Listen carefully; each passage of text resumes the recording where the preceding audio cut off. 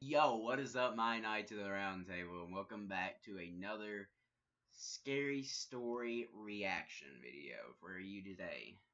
This time it is not Mr. Nightmare, but is instead Nightmare Falls. Will be the channel we'll be reacting to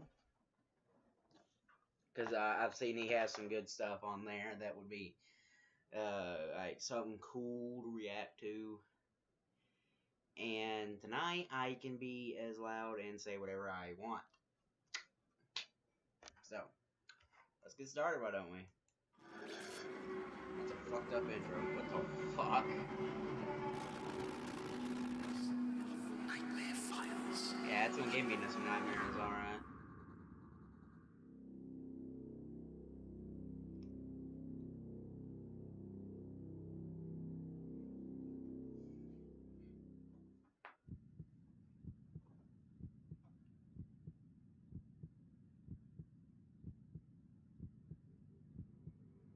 When I was 11 years old, I spent the night hanging out with my closest friend at the time. I left around 7 o'clock.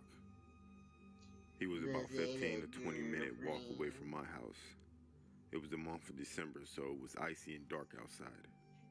While I was walking down the long sidewalk, I had to make a turn halfway. Across the turn down the Why is an sidewalk, 11-year-old out by I himself noticed a is my man way biggest further concern of down. the story, really. He was alone at the moment. 10 seconds later, a four-door car drove up to him. It was a long street till my turn, so I watched him talk to whoever it was in the car. It sped off, and he just stopped, watching me as I walked.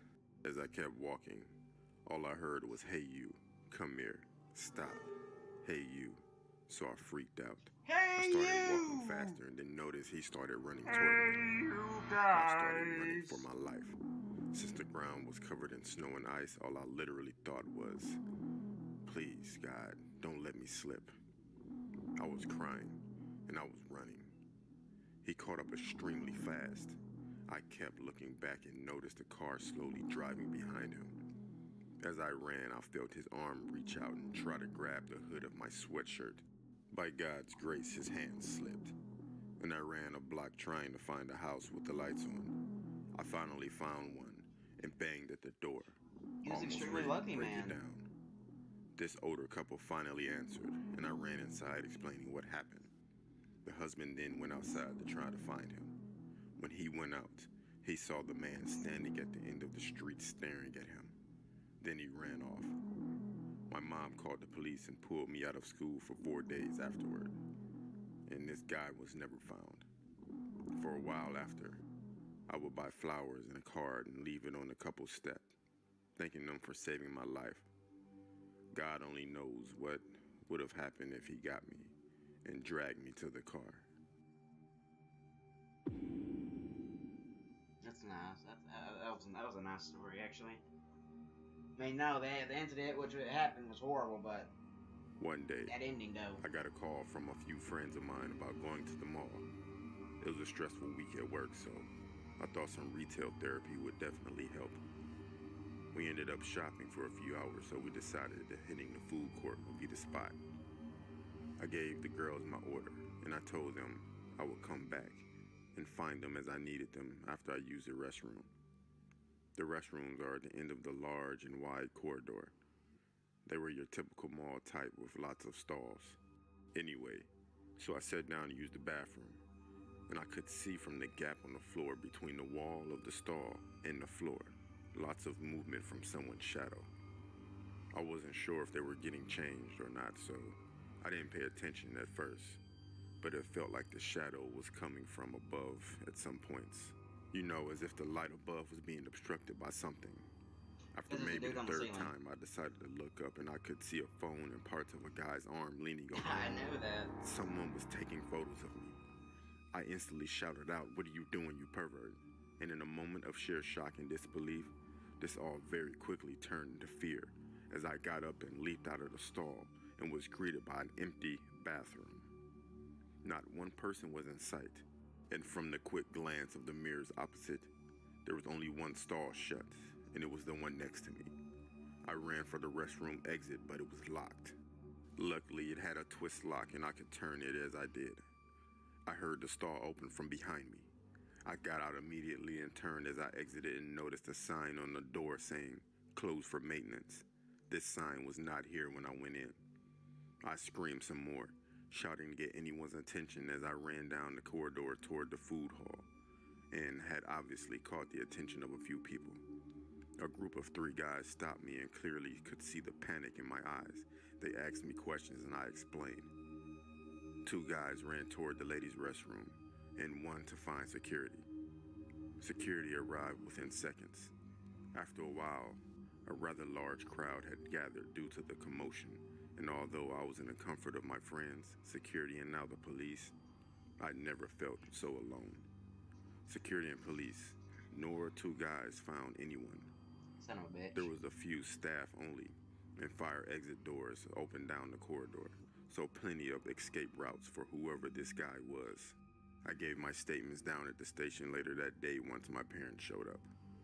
The police said they had security tapes from the cameras that point down the corridor and will keep us updated with any news. Hopefully, they find this guy.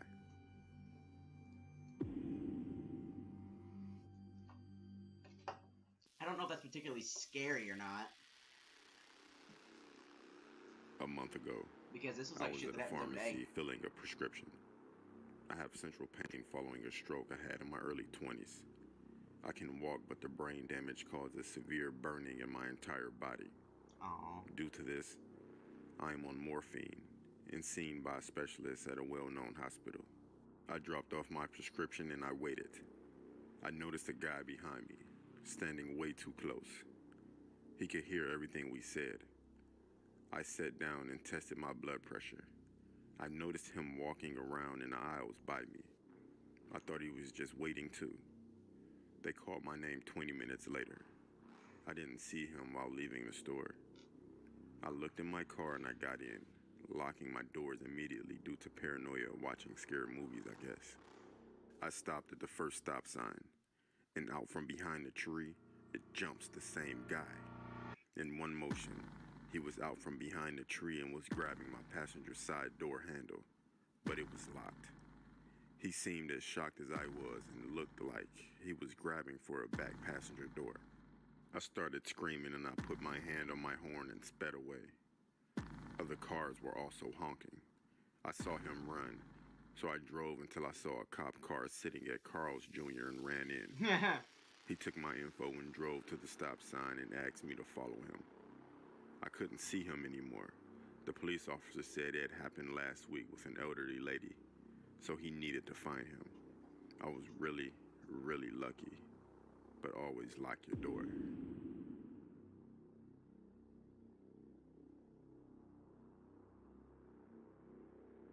What about that shit, man? If I ever get a car, So I'm a nurse, and I was driving I lock home my from door, work you one ain't night. getting in. The Better roads were pull some Houdini deserted, shit to and get it in was there. freezing that night. I don't live far from work, maybe a couple of miles. I'm driving down a residential street around the corner from my house, and I see a man laying face down in the street. Once again, I'm a nurse, so my first thought was great, gotta help this guy. I was coming off of a long shift and falls happen all the time. As I slowed down the car, I suddenly realized what an idiot move it was. I'm a 100-pound woman and I don't carry a weapon.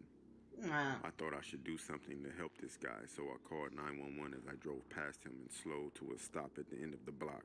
While I was stopped at the light, I explained to the dispatcher that there was a man in the road who might need assistance.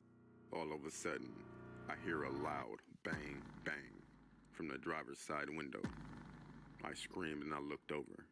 A man was pounding on my window and jiggling the handle of my locked door.